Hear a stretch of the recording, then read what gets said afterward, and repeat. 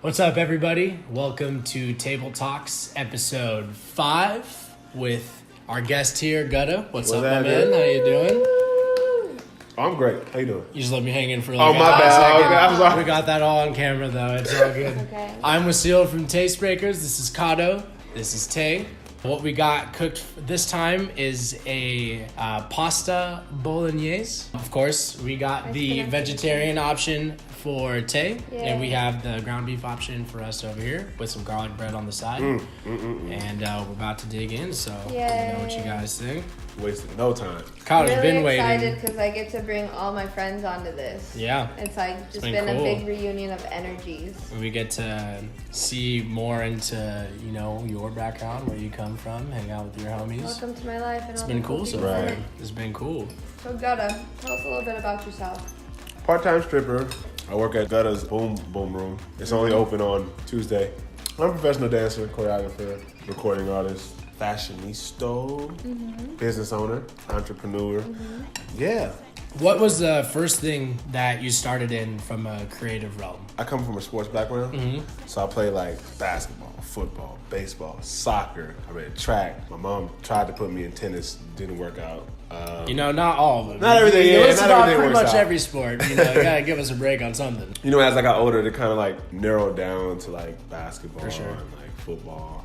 I loved baseball, but it was always going year round. And I love soccer too, but I guess football, my family had a bigger interest in it. So it made me have a bigger interest in it. But I still love soccer though. I still try to play it to this day. Then I got into music. I guess my dad was a producer, back in the day. Oh, nice. And he used to play like all his records, and my family was like really big on music. They just played music around the house. I started like writing little rhymes here and there, and then it became something. Yeah, definitely. And this was back in high school that you started doing. Well, I mean, I was music? writing like junior high, but when I started actually doing music was in high school. I didn't know that you started off with music first. Especially because I just knew you as a dancer first. Yeah, a lot of people, because they meet me as a dancer, and I'm Right. like kind of like been pushing myself as a choreographer a lot lately. Music is something like I'm getting back into it. I had put it aside because I started dancing, of course. I don't know, like dancing was just something that was different from what I was like doing and what I was hearing.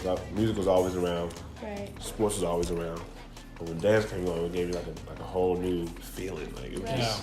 When did that happen? When did you start dancing? I got a knee injury that led to me finding out that I had a heart condition, I guess, at the time. And it kind of like threw me off of sports. Yeah. Especially being in high school, I was like 16. You know what I mean? Like, I was like, oh, snaps. But I always danced in parties. That was like my thing. I was like known as the guy like dancing in the parties. I wasn't a dancer, but it was like, oh, like, you know what I'm saying? There goes Guttah Yeah. again, Like, at the school rallies, like even at the football games, you'll see me on the sideline. It's like, just like, rocking out. So I don't know. It kind of sparked after I found out. I wasn't going to be playing football anymore. Actually, I met two friends, Matt Day and Antoine Troop. Well, I've been knowing Matt since I was like 13, but he was dancing and Antoine was dancing. And they had a group called Triple Threat, and they had all the girls throughout the city, literally all of them, more than like the basketball players, football players. I was like, you know what? That's what I want to do. Yeah. I want to dance. I feel like that's the route I want to take. Right here. Just for girls. Where are you from? Fairfield, California. And when did you make the move out to LA? Yeah, like 2.5 years ago.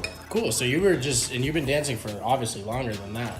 Yeah, for about 8 years. So 8 years. you were When I was just like 19. doing it Professionally. professionally? Well, no, professionally for about 4. Okay. But like when I started like really like dancing something that I want to do, I was like 19. So what was the move? You're obviously doing it up in Fairfield before?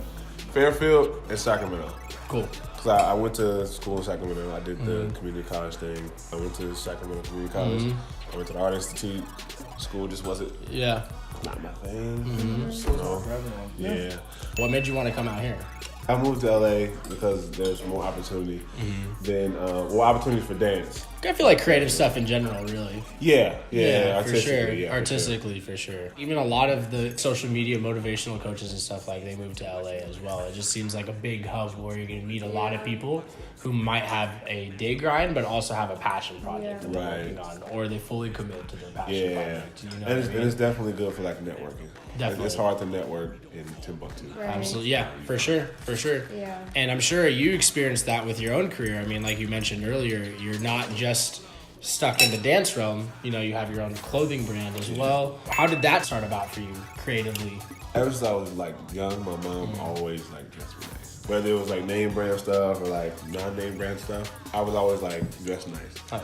As I grew up, it became something that I like to do. You know what I'm saying? I always like to dress nice. Like, I spend so much money on shoes. Yeah. It makes no sense. Like, it makes me feel good. You know what I mean? Like, it brings a level of confidence knowing that not even what you have on, but how you put it together. Yeah. There's so many different avenues you can go. Like, you know what I'm saying? Yeah. You can go like the punk look, the rock star look, the lazy look, the urban look. You know, everybody's rocking Supreme and Bape and you know, so. So what was it? What was the style that got you into wanting to do it? And like, how did you get into it? Well, like where I'm from, like we always wore like Red Monkey, Diesel, Jabos, and Jordans, Nikes, like white tees. So it's kind of like a quote unquote cultural thing for me. Yeah. And then as I got more into it, like I started seeing other like brands and other different shoes. And as the music went along, you know how the music goes with time. And like now, fashion and music are like one and the same. Yeah, right. So I just kept up with the fashion and the times. You know what I'm saying? So I was like, oh. Did you feel comfortable going into the clothing venture after you had experienced some success in the dance realm? Simultaneously. Yeah, because I had my clothing line before I actually moved to LA. Okay, word. Yeah, so it was more so vinyl t-shirts at that time because that's what I had. You know what I'm saying? So, but I used to like cut them up, try to like bleach it, like customize it, I guess. For sure. And then, you know, when I came out to LA, of course, more resources, like we just said. I got real cut and sew and like special made pieces and the whole nine. So I think my dancing took off first, and then I was like, man, my clothing line too. Yeah, and everybody was like, oh, spotlight. Yeah, for sure. Yeah. And that's really cool that you do that because I think it's something that we strive to do as well. In terms of expressing yourself creatively in different avenues outside of just what your passion or what you're most known for, right? So for us, it's music and production, but outside of that, we have other outlets that we like to express ourselves creatively, like which cooking. is why we this is like amazing cooking. We try to hit more than just the music. You know, we try to give you video content. We do clothing as well, cook, you know, and we have other things that we'd like to do later on the line. And I think that's what's beautiful about today's day and age is that the creative, if you want to do it and you want to execute on something, you can, and you don't have to limit yourself creatively. Right. Which I feel like is where, kind of just like where jobs and opportunity are going in general, is what skills do you have outside of the traditional what fits on a piece of paper? Yeah. You mentioned you mentioned something earlier about how you were given gifts and you are using those gifts as a business. Definitely. And when did you kind of realize that, like, okay, I want to put this together now, I have all these tools, I can make a living off of what I've been given? I've always believed in that. And it comes from me playing sports. I played all the sports. It was like a year-round thing from like basketball to football camp to football season, track to track back to basketball. It was like an ongoing thing. In my mind, it was like whatever I put my mind to, I can do. Yeah. And for dance, I didn't grow up in dance, so I had to work 10 times harder. You know what I'm saying? I didn't grow up in fashion. I didn't know anything. Nobody in my family does fashion. So I had to work 10 times harder. Music kind of came naturally because I was always around it. That was the one thing that kind of came naturally. You just gotta put the work in. Right. You gotta fail. You gotta suck at tears. it. Yeah, definitely. How I kind of like put them all together, because I was, like I said, I was doing it, but within like the last year and a half, I was like, man, I could do all of this. In LA, I know the right people. I have the resources and I have the talent. With that, I have the determination to do it. You know what I mean? Like I have the will to be almost obsessed with being successful or being successful at what I want to do. You know what I mean? So you said within the past year and a half, it kind of clicked for you. Was there a moment, like an aha moment, where you're like, yo, like, I'm doing all this, but I can really, really do all this shit? Or has it been like a natural progression where it's like, as you find more success in these areas, like, okay. It was natural and it clicked. It was like kind of like both, because it was naturally happening. Yeah. But then one day it just clicked, like, like, wait, hold on, let me step back. I'm actually doing all of this. I think when artists, we work so hard, we forget to step back and look what we've accomplished going through the process. And I had that moment, like, I don't remember where I was at. And I was just like in my hotel room, and I was like, yo, I used to watch YouTube dancers. I was like, I can't wait to be that. You know what I mean? Like I saw one of my favorite dancers at that time was Mike Song. And I would see him like traveling and teaching, and I was like, yo, that's crazy. Like I want to do that. And then I was in the hotel, like I said, I was sitting like, yo, I I am doing it. And it was like, I am doing my thing. Yeah. And I'm not recording music at the time, but I still write. I still know how. You know what I mean? Like, now I have the resources. Yeah. Guttah, what are you waiting on? Like, and it was like, boom, from there on, I've just been kind of like working. I think that's so true that as artists, you get caught up because you're doing so many things at once because you're going towards this goal that you have set for yourself. Yeah.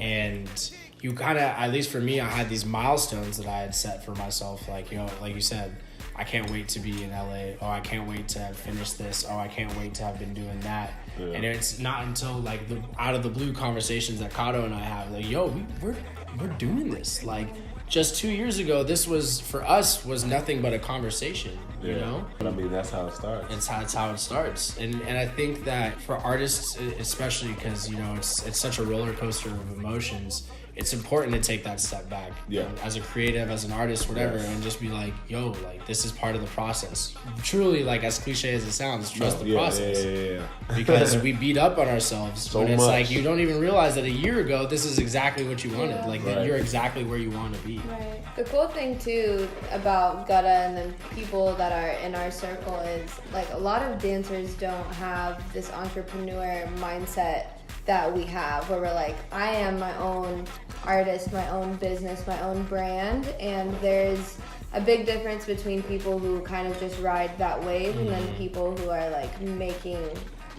I thought it was just a normal thing because the past few guests we've had are dancers and entrepreneurs. You know? I thought it was just like, damn, these dance dudes just out here. When you surround yourself with the right people, You surround yourself with greatness. You I definitely. That's true. That's the thing. I think we've brought in some really quality people. That we've gotten really blessed. We've had Fresh and Terrence and you now. They're such diverse men, but they also take it upon themselves to create what isn't there. I feel like that's why we clicked really easily. That's why we clicked really easily. Because we were like, okay, I'm my own brand. I have A, B, C, and D to offer. I'm not just a backup dancer. I'm not just a DJ. I'm not just a producer. I have all of these gifts. So why don't we just use all of them all at once? Absolutely. And then make money off of it. 100%. I mean, it's really just being able to do what you love doing on a day in, day out basis. And that's what I admire about a lot of the guests that we brought on. Is that everyone is genuinely happy with what they're doing. Yeah. And, you know, it's not always the most fairy tale story of how they got there. You are at this point now where it's like, yes, you're still working towards goals, but, you know, you can be grateful for the opportunity that you do have. Right. And you're executing, like you said, like in where you were wishing to be just like, you know, a few years back. What's the best piece of advice that you've gotten along this path? Take risks. I was very cautious about how I did things. Like, I would only spend money if I knew I would make it back. I would only do certain things if I knew I would get something back from it. Like, not to get it confused with like being an opportunist or nothing like that. Sure. But it was just more so just like the idea of not knowing. Kind of made me like, Even moving to LA was a big risk. Sure. You know what I mean? Because I moved to LA with like $600 in my pocket. I just moved in and slept on the friend's couch. Yeah. You know what I mean? So, but now I'm like, well, we need this. How much we need? Okay, boom, let's get it. How we gonna get it? We don't know. When we get it, let's make it happen. If it doesn't work, we already know that's trial and error. Scoot it to the side. Let's push this forward. Now we have this. Did this work? Okay, no, but did this work? Okay, we'll take that from this, put it here. You know, and you just kind of like build off of your ideas. Yeah. Because what doesn't work here, it may work here. You know what I mean? Like, I don't know if that made sense. No, that made complete sense. Yeah. So, but even like time change. Like some of the ideas that I had back then didn't work, but now they work. Yeah. You know what I mean? For sure. I think that's really a valuable one. And I think one thing is that a lot of people get it confused with, well, these guys are just saying, like, go out and just say, fuck everything and just that's go balls exactly to the what wall. I'm saying. No, it's like and it's like, take risks. Don't be afraid to pursue something that you believe in. But there's a thing such as, like, taking calculated risks, right? Being smart about the risks you take, right? Putting your entire life savings on, like, 15 black, probably not the best idea ever. Exactly. You know, but maybe putting half of it, you know, just like having some sort of plan, you know, or at least trust in what is to come, trust and belief in yourself, you know, It's not just kind of like a wake up one morning, quit your job, and really have like no idea what you want. Yeah. It's more like you've had something burning within you that you need to answer, and you're going to act on that. Right. And it's also smart to, even when you take risks, to weigh the pros and cons. Absolutely. That's what I do with everything. If I spend my money on something, like a product, say if I'm purchasing, material for my clothes, I may spend more not knowing if I'm going to get what I spent back. It's just the idea. So I have to like weigh okay, this might not sell, this is not in, people are not going to buy this, this idea. But if I wholeheartedly believe in it, I'm still going to buy it. Yep. Whether it sells or not. I can sell one item and still be, satisfied with that, because that just means somebody saw my vision. I feel that. You know what I mean? I mean, that's the same with our music, like not every track is going to pop for us. Yeah. And we just put it out because we believe in it. Yeah. And we like it, and we enjoy it, and we hope that people feel the same, obviously. But, that's where that belief in yourself is. You feel me? It's like you got to believe in your vision, and those are the risks you take. Yeah. And that's when you're going to stumble. But that's part of it. Side note, people attract to that as well, that the authenticity of an idea or of a brand or of something that they're listening to, purchasing, eating. If it's genuine and it comes from a certain place, somebody's going to feel it. Definitely. And I'd rather have those supporters than the supporters who support you because of something else. I won't go doing what everyone else is doing. Exactly. So what's next for Guttah? I don't know. There's a strategic plan, and there's ideas that I want to do. Yeah. But I won't force anything. I leave it open. Music, fashion, dance. I've also been kind of like dabbing in acting a little bit. Cool. I was blessed enough to be a part of a movie that was in theaters, and I believe it's currently still on Netflix. Right? Yeah. What's it called? Yeah, Gook. I shouldn't have said that, but that's what it's called. That's produced by Justin Schoen.